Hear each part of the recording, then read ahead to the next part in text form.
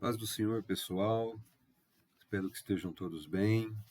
Hoje nós vamos concluir a terceira porção do conteúdo dessa matéria de educação cristã. Nós vamos ver a parte final de Deus, né, o Mestre Perfeito, e vamos ver o método, eficácia e as considerações finais. Peço perdão aos irmãos pela demora na postagem da aula, mas eu estou com a boca machucada e fiquei esperando melhorar e hoje é que eu estou conseguindo gravar, tá? Então nós vamos retomar na página 309, onde ele vai nos falar sobre o fato de que Deus nos instrui, Ele mesmo nos instrui.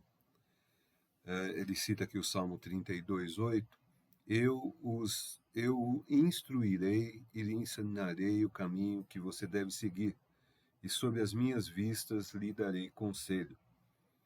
Então, em nenhum momento, ele diz aqui, em nenhum momento estaremos isolados ao nosso próprio raciocínio, pois sabemos que fomos atingidos pelo poder do pecado, de forma que não temos em nós mesmos condições de entender sozinhos as coisas espirituais. O apóstolo Paulo deixou claro que não temos estruturas intelectuais para subsistir sozinhos, pois Deus nos chamou e nos conduz passo a passo em nossa vida espiritual e social. Quando saímos da escravidão do pecado, nós nos tornamos servos da graça, e agora somos instruídos e ensinados por Deus no caminho que devemos seguir, e seremos aconselhados por Deus em todo o tempo. Graças a Deus, né? Ele nos dá todas as condições, se nós andarmos, e nós veremos aqui como é que ele nos instrui, como é que ele nos ensina, se nós andarmos no caminho que ele está nos propondo, nós temos todas as condições de ter uma vida agradável diante dele e ser instrumento produtivo na obra do reino de Deus. Aí ele vai falar aqui sobre a fonte da instrução. A fonte é o próprio Deus, está em Deus. Ele vai falar aqui sobre o Isaías 52:13, Gênesis 3:6, Jeremias 3:15, 10:21, Salmo 106:7. Vocês leiam e vocês vão perceber que a fonte de instrução está em Deus. Ele mesmo é a fonte da instrução. Tem uma recapitulação, e depois, já no item B, ele diz que nós vamos demonstrar ter assimilado a instrução do Senhor quando nos apegamos à palavra. Esses dias mesmo eu estava comentando com a Fernanda que tem gente que é contrário à palavra, milita contra a palavra, confronta a palavra, em vez de deixar a palavra confrontá-lo, né, com o seu pecado, com a sua situação miserável, ele luta contra a palavra, ele não gosta daquela palavra e ele vai arrumando jeitos de argumentar contra a palavra, não recebe a palavra com mansidão. Então ele não assimilou a instrução do Senhor, ele não foi educado segundo o padrão de Deus. Ele diz aqui, olha só, discernimento se revela no apego incondicional da palavra. Não adianta o camarada ser cheio da sabedoria humana, que é maligna, segundo a palavra de Deus, se ele não tem apego, se ele não gosta da palavra de Deus. Então, para que a gente possa ensinar, possa ser um instrumento eficaz de educação cristã, nós temos que amar a palavra de Deus como amamos o Deus da palavra. Se nós não concordamos com ela, nós não temos condição de ser educadores cristãos, não é? Ninguém pode ensinar aquilo que não concorda, está errado isso. Até porque nós vamos ver um pouquinho mais para frente que uma das características é o testemunho de vida. Nós ensinamos mais fazendo do que falando. Tá? E se você não concorda, se você quer argumentar contra, você não vai viver, não é? Olha, o temor ao Senhor não é o fim da sabedoria, mas o começo da sabedoria. Quando há temor, haverá cautela, haverá uma atenção redobrada para evitar inconvenientes e para fugir dos perigos do mundo. Tá? Ele faz aqui uma citação de Calvino, um pouco complicada, como sempre, né, o Calvino, Mas é nesse sentido que a gente acabou de ler. Nós demonstramos ter assimilado a instrução do Senhor quando nos apegamos à palavra. No item C, ele vai falar sobre, na instrução de Deus, temos o sucesso naquilo que realizamos. Quando se menciona a palavra sucesso, muitas coisas passam pela cabeça das pessoas, mas no senso comum, nós sabemos disso, sucesso é ter riquezas. Quando se fala em sucesso, na hora vem assim na mente valores financeiros, não é? Bens materiais, mas não é esse o sentido, né?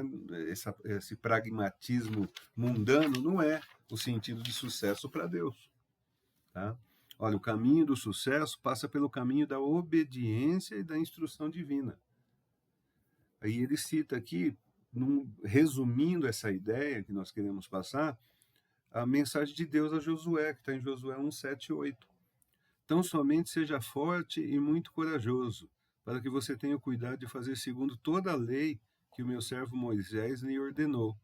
Não se desvie dela, nem para a direita, nem para a esquerda, para que seja bem sucedido, olha o sucesso aí, por onde quer que você ande. Não cesse de falar deste livro da lei. Pelo contrário, medite nele dia e noite, para que você tenha o cuidado de fazer tudo segundo o que nele está escrito. Então você prosperará e será bem-sucedido. Quer prosperidade? Quer sucesso? Então, olha só, não se desvie da palavra, nem para a direita, nem para a esquerda. Tá? Então tá aqui a receita. A força e a coragem de Josué se revelariam não simplesmente em atos de bravura, baseado em força bruta, ou na capacidade dele de luta, estratégia, né? na capacidade guerreira dele, mas na obediência sem restrição à palavra de Deus. Ele necessitou de coragem para não ceder às práticas do mundo da sua época, para não ceder aos tapinhas nas costas da sua época, né? Como é hoje também, para não se envaidecer, não se assoberbar, não é? Ah, estou fazendo sucesso, estou obtendo vitórias, eu sou um grande general. Não, tá? Ele era obediente e sabia quem é que estava dando a vitória. E por isso ele foi próspero e bem-sucedido até o fim, a ponto de chegar lá adiante e falar, olha, vocês escolham aí o que vocês querem fazer, mas eu e minha casa serviremos ao Senhor. Até o fim da vida. Entendeu? Aí no finzinho ele vai falar assim, olha, é algo contagiante as bênçãos do Senhor na vida de homens e nações que temem ao Senhor. Que temem ao Senhor. E nós temos isso ao longo de toda a Bíblia, não é? Quando andaram segundo a palavra de Deus, prosperaram, foram bem. E quando se afastaram, né, perderam o que tinham, foram escravizados, foram humilhados, envergonhados, foram mortos, perderam famílias, perderam filhos, não é? Na página 313, aspectos gerais. Nas assimilações das instruções de Deus, nossas sensibilidades ficam mais afloradas. Como aderir em temer ao Senhor, nosso discernimento fica mais aguçado. Isso afetará positivamente nossos relacionamentos pessoais, familiares, negócios, enfim, somos abençoadíssimos por conta das instruções do Senhor. Vejam, o fato de você se apegar à palavra, amar a palavra, amar o Deus da palavra, e principalmente obedecer à palavra, ela vai trazer bênçãos. Você vai ficar mais sensível a Deus, porque você está dando espaço ao Espírito Santo na tua vida, você fica mais sensível, você consegue discernir as coisas, tá? Isso você vai aplicar nos relacionamentos, todos eles, olha, pessoais, familiares, negócios, e você passa a prosperar e ser bem-sucedido. Depois ele vem passando aqui, olha, exemplos bíblicos, né? Você depois leia aí, nós não vamos ler. Ele vai passando por Provérbios, falando do bom senso. Depois, outra passagem de Provérbios, ele fala da esposa sensata. Não se sentar para ouvir e aprender, não é? É um grande prejuízo. dica, né, para quem precisar de sabedoria, está em Tiago 1,5. As instruções do Senhor devem ser expostas de forma clara e simples para que todos entendam. E vocês agora, que estão já nessa fase avançada da teologia, estudando uma matéria que é educação cristã, tenham isso sempre em mente. A instrução do Senhor deve ser exposta de forma clara e simples para que todos entendam. Não adianta você saber e na hora de passar esse ensino você não ter uma didática. Você querer florir, você querer encher linguiça, você querer falar grego, hebraico, sabe? Não, isso não vai transmitir o que Deus quer que você transmita. Vai mostrar que você é uma pessoa culta, inteligente, né? Para os mais entendidos também vai demonstrar que você é vaidoso, né? Que você é um pavãozinho, tal, mas não vai passar a mensagem que você precisa passar. E você é instrumento, não é?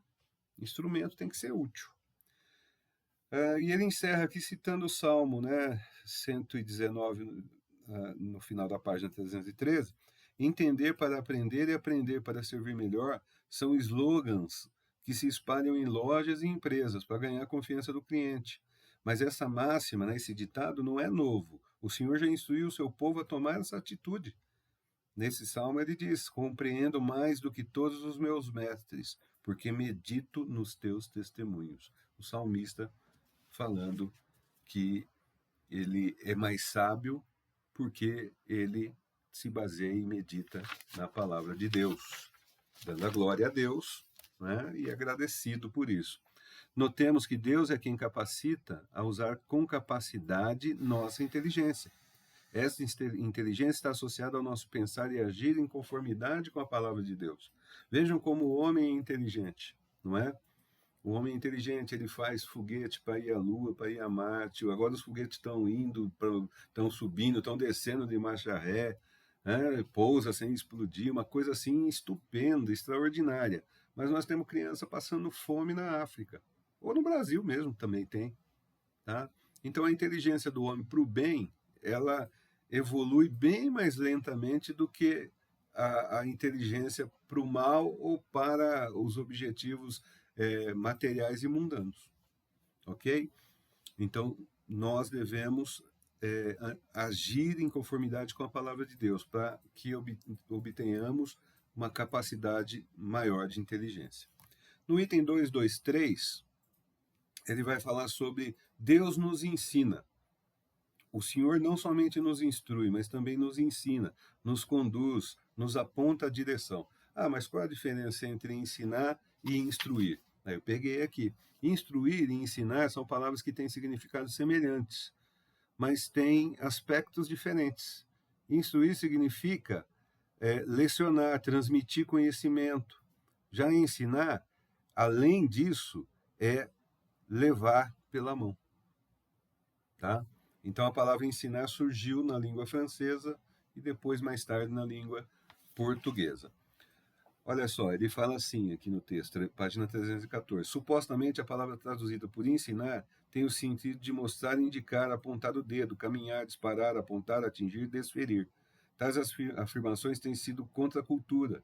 A sociedade não se deixa ser ensinada, pois ser ensinado pressupõe obedecer e restringir as paixões da vida. Ok? Então, as pessoas ouvem, mas não querem receber aquela instrução. Nós vamos voltar de novo naquele negócio do apego à palavra de Deus, de você concordar ou não com a palavra de Deus. Não tem essa de concordar ou não. Né? Ou você entende que a palavra de Deus é a vontade soberana de Deus para nós, ou então você está contendendo com o Criador de todas as coisas. Né? Não vai dar certo. Garanto para você, não vai dar certo. 224, página 315. Deus nos aconselha. Aconselhar subtende estar próximo, ao lado. É um ato constante de uma pessoa para outra. Nesse sentido, Deus nos tem sob seus olhos e nos acompanha sempre. Ele cita aqui Mateus 28, 20, né? Ele fala do id, ele fala ensinando-os a guardar todas as coisas que tenho ordenado a vocês, e eis que estou com vocês todos os dias até a consumação dos séculos. Jesus mesmo disse que estaria conosco até os fins dos tempos. Sua presença subentende uma presença conselheira, tá? Mais uma afirmação da parte do Senhor Jesus que nos ajuda a consolidar em Deus como o nosso conselheiro. Tá em João 14,16. E eu pedirei ao Pai e ele lhe dará outro consolador. Então nós temos o Espírito Santo também. Aí olha só que interessante esse parágrafo. Temos, como já vimos, um conselheiro eterno conosco. A questão é, em quem buscamos os conselhos para nós? A escolha dos nossos conselheiros revela muitas vezes os conselhos que queremos ter. Presta atenção nisso, tá? Minha dicção não tá pior do que o normal, mas prestem atenção. Podemos não querer buscar conselhos com nossos pais porque acreditamos que eles saibam o que precisamos e dirão o que pensamos que eles saibam o que precisamos e dirão o que pensamos, ou seja, ouviremos o que não queremos ouvir. Então, o fato de você escolher o seu conselheiro já diz mais ou menos o que você quer ouvir. Do mesmo modo, buscar conselhos nas Escrituras porque pensamos saber o que elas nos dirão. E, na verdade, nem todos estão interessados na verdade sobre nós, no que Deus nos propõe, no que Deus espera de nós. Então, a pessoa ela já vai de má fé, porque ela sabe que está praticando coisa errada. Então, ela não quer aquele conselho, te conserta e faz isso. Tá? Vai desembocar de novo naquele negócio do confronto e da falta de apego. Nas Escrituras, temos pessoas e nações que deram ouvidos a bons conselhos, e também outros que não. Aí ele vai falando aqui de Moisés, de Absalão, vai falar de Davi e assim por diante. Mas é interessante isso, né? Então, o fato de você evitar um conselheiro, por exemplo, não vou naquele, porque aquele lá ele é mais duro. Né? Então, preste atenção nisso, tome cuidado. Página 316. Não é questão de ser mais duro ou menos duro, é questão de ser segundo a palavra ou não. Tá? Então, preste atenção, porque a própria palavra nos diz que chegará um tempo que amontoarão para si mestres, conselheiros, segundo o que está coçando o ouvido. Então, você vê o pessoal indo para a internet, caçando esses coaches da vida aí. E por quê? Porque eles falam o que as pessoas querem ouvir. Elas consomem o que querem. O ensino sistemático da lei na página 316. Uma vez que a lei escrita era superior ao rei em Israel, o rei jamais poderia tornar-se um deus ou um inovador religioso. Seu direito de governar estava subordinado à lei. Quando afirmamos que a igreja é uma comunidade educadora, não estamos exagerando em nada, pois desde seus escritos mais antigos, ela vem mostrando esse caráter. A educação é relevante para a manutenção de qualquer grupo social, uma vez que uma comunidade firma a sua existência e desenvolvimento continuado apenas através da transmissão de sua memória e tradição acumuladas, poderes adquiridos e conceitos ideológicos para as gerações seguintes. Aí você lê isso aqui, depois leia com bastante atenção, medita nisso, e você vai entender por que a educação hoje está no nível que está. Por que os professores vão para a universidade, são formados com ideologias marxistas, comunistas, liberais, imorais, imundas, e depois vão ensinar as crianças para desconstruir isso, afetando as novas gerações. Tá? É um plano maligno, astúcia do inimigo mesmo. Na 317, lá no finalzinho, ele diz assim, olha, a quintessência de bem ensinar é a repetição. Tá? Esse estudioso aqui, o Lloyd John, disse a quintessência, ou seja, o núcleo, né? O pulo do gato, né? De bem ensinar é a repetição. Uma das grandes ênfases das Escrituras diz respeito à educação do povo de Deus. Deus fala insistentemente com o povo para que preserve a sua palavra. Ok? Ele fala, escute Israel, o Senhor é o único Deus. Lá no Novo Testamento, há um só corpo, um só Espírito, um só Deus e Pai de todos, o qual é sobre todos. E assim vai repetindo, repetindo, repetindo. Tá? Ser educado na lei de Deus, na antiga aliança, não nos dá a entender que se trata de um apanhado de normas que estão à disposição para usar quando for necessário. O princípio que está prescrito na palavra é que a revelação de Deus foi confiada a nós para que a gente conheça e pratique. Saber sem praticar não é saber. E Deus dá a provisão, os princípios, né, como provisão, e também dá os meios e os fins. Veja só, Deus, em sua graça e misericórdia, se dignou em nos dar a sua palavra, dando os seus propósitos, dando os meios para que a vontade dele se cumpra e que a gente possa fazer da forma que ele quer.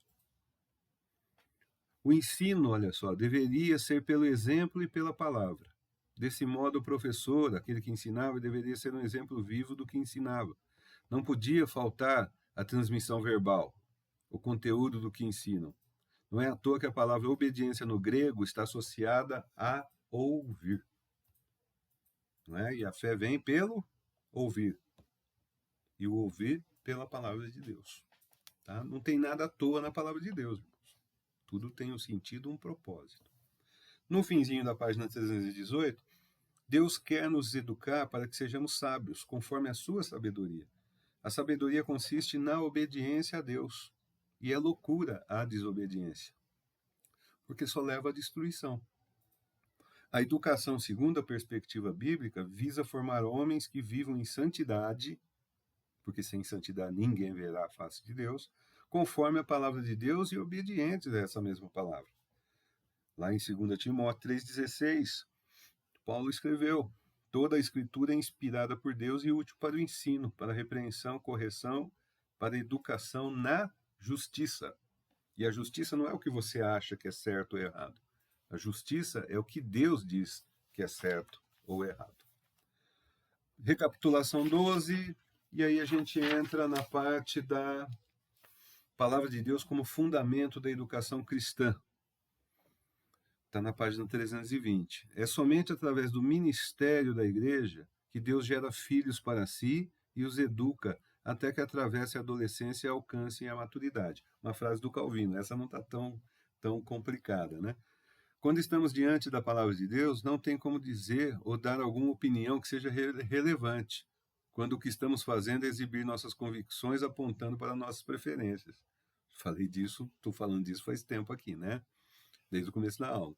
A palavra de Deus é e sempre será em todos os tempos necessária e útil para a igreja e para a sociedade, para ensinar em todos os tempos.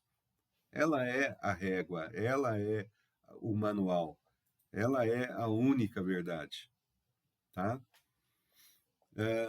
Depois ele fala aqui um exemplo, leiam, do John Piper, né? Um testemunho dele. E no último parágrafo da 320, ele diz assim: temos que abrir mão do exibicionismo, do academicismo, que muito podem formar estrelas e não produzir o efeito necessário para a saúde da igreja. Falei para vocês também do pavão, né? Antes, devemos fazer de forma prática o anúncio do evangelho. A teologia deve ter sempre um compromisso com a igreja e com os fiéis, no sentido de instruir, alimentar, corrigir e aconselhar. A verdadeira teologia não é de fato relevante se não for bíblica, tá? Então ela só é relevante se for bíblica. É por isso que todo teólogo deve ser um exegeta, ou seja, um intérprete, tá? Um intérprete segundo as regras da doutrina bíblica, tá? Já que é da palavra que brota a fé e de onde ele tira todo o seu ensinamento. Somente assim ele poderá atender a instrução de Paulo dada ao jovem Timóteo. Procura apresentar-te a Deus aprovado, como obreiro que não tem do que se envergonhar, mas que maneja bem a palavra da verdade. Tá? Autoridade da palavra, isso nós estamos aprendendo desde lá do discipulado, né? Quando aceitamos a Jesus. Toda a escritura é inspirada por Deus e útil para ensino, repreensão, correção, educação na justiça. Ele vai falar, Deus fala por intermédio das escrituras, as escrituras são plenamente inspiradas, isso não pode ter dúvida da nossa parte. Se você acredita que só uma parte é inspirada, a outra não é, não é bem aquilo, tal, então, olha, esquece, tá? Você não está entendendo nada. Ou você crê ou você não crê. Ela é, toda ela, divinamente inspirada. A Escritura é sobrenatural, não é invenção de homem. Quando vocês estudaram lá no primeiro ano de bibliologia, vocês já viram isso. Não tem coincidência. Não se pode escrever 66 livros, 40 pessoas diferentes em diferentes épocas, né? Ao longo de 1.600 anos, e não ter contradição. Todos falarem no mesmo sentido, na mesma direção. Um livro que há 2.000 anos, né, com o Novo Testamento, estou dizendo, né, porque o Antigo Testamento é mais antigo, mas não conseguiram derrubar até hoje. E olha quantos milhões, bilhões de demônios estão fazendo isso todo dia, estudando para tentar derrubar, e não consegue derrubar. E aí você vai falar o quê? Que é coisa de homem? Mas não é mesmo. Outro ponto, a Escritura nos fortalece e as Escrituras firmam nossos passos. Tá? Você tem confiança, você tem segurança, você tem todas as condições. Deus te dá todas as condições de viver segundo a palavra de Deus. Depois vocês leiam, se já não leram, esse texto, todo ele. E chegamos na página 325, que são as considerações finais. Eu vou ler aqui 3 parágrafos apenas. O segundo, olha só, como igreja, somos levados sob a direção do Espírito, de forma irreversível, a testemunhar sobre a realidade de Cristo e do poder da sua graça. E ele cita o apóstolo Paulo, porque se anuncio o evangelho, não tenho do que me gloriar, pois me é imposta essa obrigação, e ai de mim se não anunciar o evangelho. Por quê? Porque o Espírito testifica com o nosso espírito. Então você sabe se está ou não fazendo o que agrada a Deus. E anunciar o evangelho é um anseio nosso, se você estiver na direção do Espírito Santo. Tá? Viver segundo a direção do Espírito é viver na força do Espírito. E a única maneira pela qual podemos viver pela força do Espírito é mantendo comunhão com Ele. A glória de Deus é maior do que a nossa salvação. Mas também sabemos que a glória de Jesus é a salvação dos seus seguidores. Olha só que coisa linda, né? Foi Hendrickson que falou isso. E no final, o último parágrafo, finalmente entrego esse trabalho, o qual desejo que possa auxiliar os amados irmãos. Trata-se de uma breve introdução acerca da disciplina Educação Cristã. Definimos que a palavra de Deus e sua vontade são superiores à nossa vontade. Somos convocados a orar pela igreja no mesmo tempo que realizamos nossa comissão como convertidos genuínos na pregação da palavra e no zelo por ela. Eu achei interessante esse final, porque todo mundo fala, né? Vamos orar e vamos praticar o ID, a grande comissão. Vamos ensinar, mas veja só, vamos zelar por ela também. Zelar por ela o que é? É você fazer apologia, a defesa da fé. Hoje o crente está muito omisso, ele está muito quieto. Nós vemos aí, esses tempos atrás, falaram, o Brasil tem não sei quantos, 50 milhões aí de evangélicos. E vai lá e ganha uma eleição quem apoia aborto, quem apoia bandido, quem é contra a família, quem é a favor de transgênero, de ideologia de gênero. Como é que pode? Porque não estão zelando pela palavra de Deus. Não é? Na hora de votar, fala, não, eu vou votar no meu político de estimação. É um exemplo que eu estou dando, tá? Não sou a favor de um nem de outro, eu sou a favor da palavra de Deus. Agora, se você zelar pela palavra, você vai andar segundo a palavra, você vai falar segundo a palavra, você vai pensar segundo a palavra, você vai agir segundo a palavra. Não tem folga. Vou tirar férias de ser crente. Tem gente que nem entrou no turno de ser crente ainda. está atrasado, tá? Então nós temos que cuidar disso, orar, é, é, praticar, pregar, ensinar e zelar pela palavra de Deus. Zelar dentro da nossa casa primeiro. Depois zelar no nosso entorno. Nós precisamos fazer o que Deus quer que nós façamos. E não é ficar escondido. Não é ser crente samambaia. Só está de enfeite. Ou camaleão. E muda de cor, se torna invisível no meio em que está. O sal é para dar sabor, né? Se for insípido, a palavra diz, só serve mesmo para ser pisado, conforme nós estamos sendo pisados aí, às vezes sendo maioria, nós estamos sendo pisados pela minoria, tá?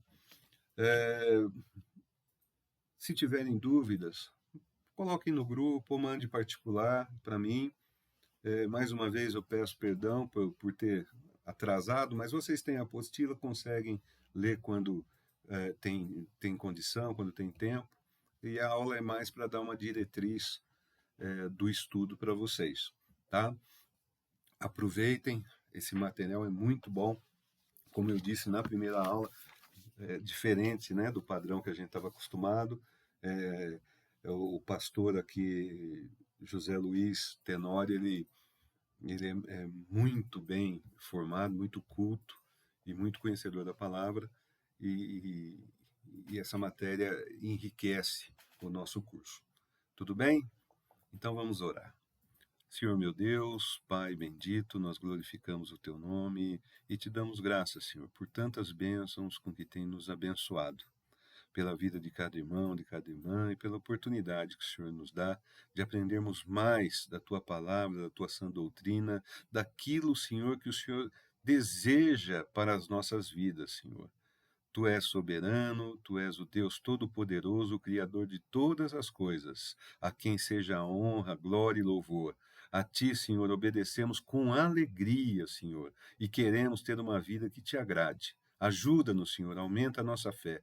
Santo Espírito, nos encha, transborde e revista da Tua unção e do Teu poder, para continuarmos nessa caminhada.